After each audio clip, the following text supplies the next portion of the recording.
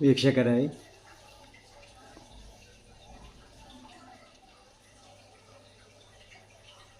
ಭಗವದ್ಗೀತೆ ಅನೇಕ ಎಡಿಷನ್ಗಳಿವೆ, ಬೇರೆ ಬೇರೆ ಕಡೆಯಿಂದ ಪ್ರಕಟವಾಗಿರೋದು.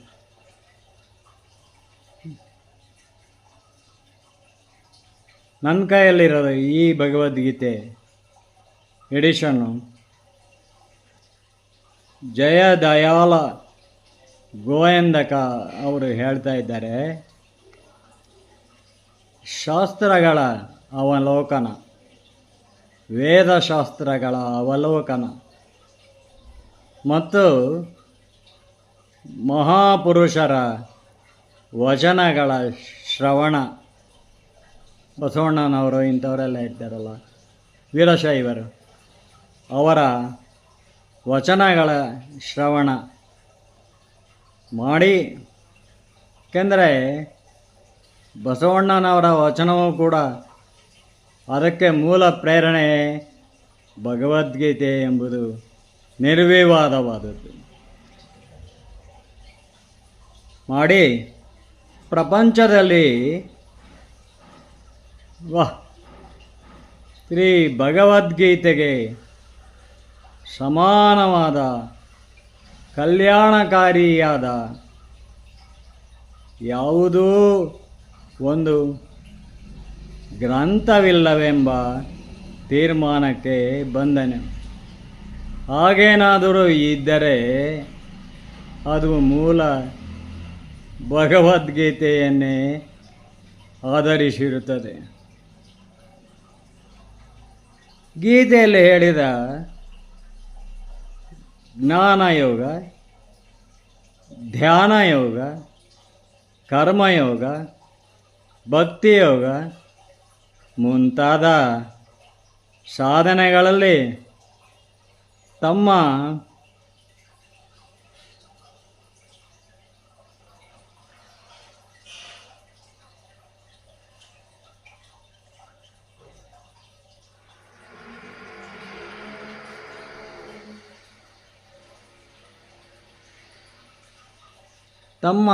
ಶ್ರದ್ಧೆ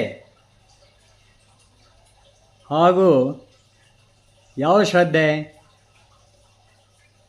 ಆಧ್ಯಾತ್ಮಿಕ ಶ್ರದ್ಧೆ, ಆಧ್ಯಾತ್ಮಿಕವಾದ ತತ್ವಾದರ್ಶಗಳ ಶ್ರದ್ಧೆಯಲ್ಲಿ ಸಾಧನೆಯಲ್ಲಿ ಮಾಡಿದವರು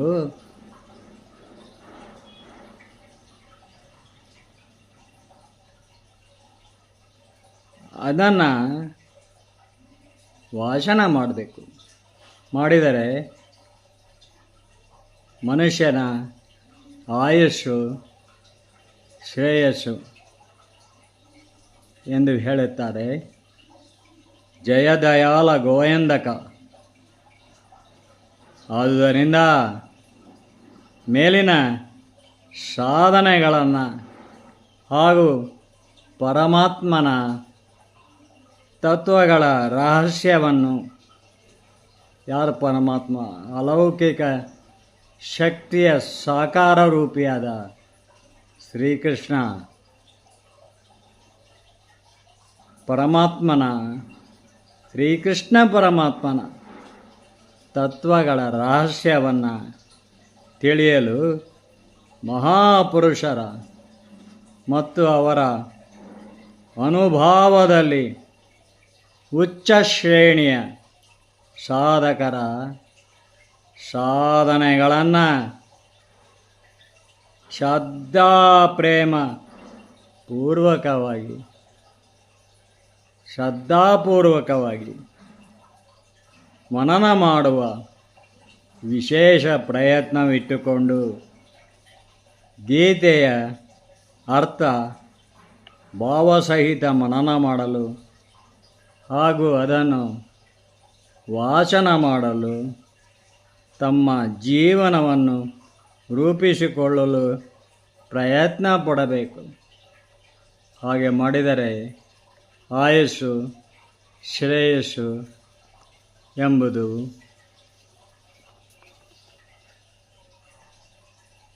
ಖಚಿತವಾಗಿದೆ. ಆಯುಷು ಶ್ರೇಯಸ್ಸು. ಒಳ್ಳೆಯ ಕೆಲಸ ಮಾಡಬೇಕ್ರಿ. ಶ್ರದ್ಧಾ ಭಕ್ತಿಯಿಂದ ಅಲೌಕಿಕ ಶಕ್ತಿ ಹೊಂದಿದೆ. ಆ ಅಲೌಕಿಕ ಶಕ್ತಿಯ ಸಾಕಾರ ರೂಪಿ ಶ್ರೀಕೃಷ್ಣ. ಅವನು ನಾನು ಮಹಾಭಾರತವನ್ನು ಅಭಿನವ ಭಾರತ ಬರೆಯುವಾಗ ಅಭಿನವ ಭಾರತನನ್ನಾಗಿ ಮಾಡಿದ್ದಾನೆ, ಅಭಿನವ ವ್ಯಾಸನನ್ನಾಗಿ ಮಾಡಿದ್ದೇನೆ. ಅಭಿನವ ಭಾರತ ಅಂದರೆ ಎಂದೆಂದೂ ನಿತ್ಯ ನೂತನ. ಈಗಾಗಲೇ ಸಾರಿ ಹೇಳಿದ್ದೇನೆ, ನನ್ನ ಅಭಿನವ ವ್ಯಾಸನನ್ನಾಗಿ ಮಾಡಿದ್ದೇನೆ. ಆದ್ದರಿಂದ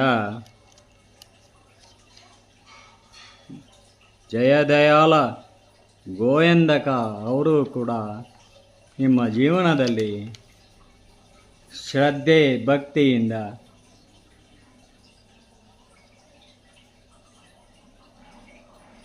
ಭಗವದ್ಗೀತೆಯನ್ನು ನಿತ್ಯವೂ ಪಠನ ಮಾಡಿ ಎಂದು ಹೇಳುತ್ತಾರೆ. ವಾಸ್ತವವಾಗಿ ಭಗವದ್ಗೀತೆಯ ಮಹಾತ್ಮೆಯನ್ನು ಮಾತಿನಿಂದ ವರ್ಣಿಸಲು ಸಾಧ್ಯ ಯಾರಿಗೂ ಇಲ್ಲ.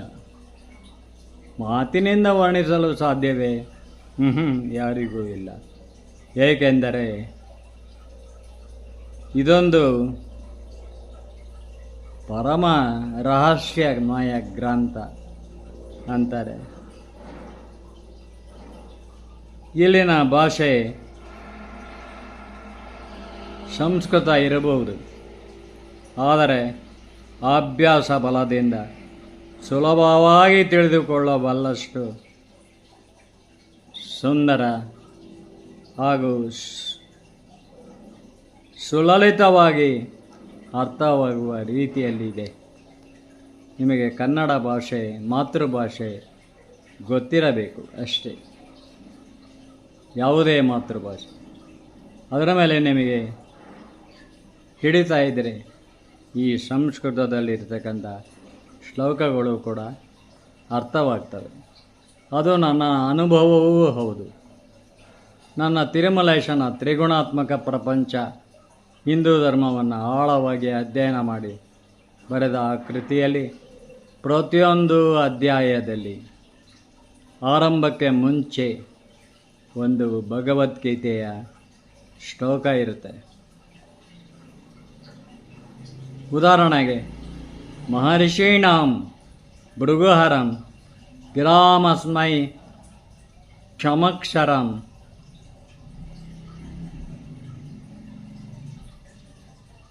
ಜಪಾನಾಂ ಜಪಯಜ್ಞೋಸ್ಮಿ. ಜಪಗಳಲ್ಲಿ ಜಪಯಜ್ಞ, ಗಿರಿಗಳಲ್ಲಿ ಹಿಮಾಲಯ.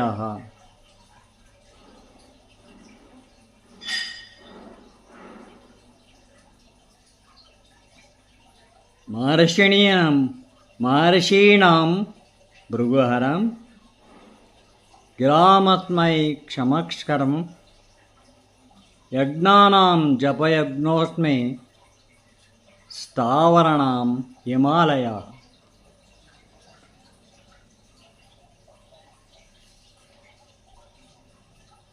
ಆದುದರಿಂದ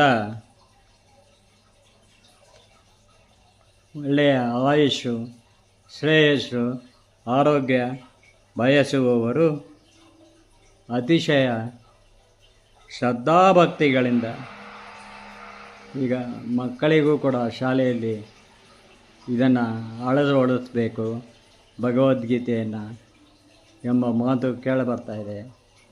ಅದಕ್ಕೆ ವಿರೋಧ ವ್ಯಕ್ತಪಡಿಸುವ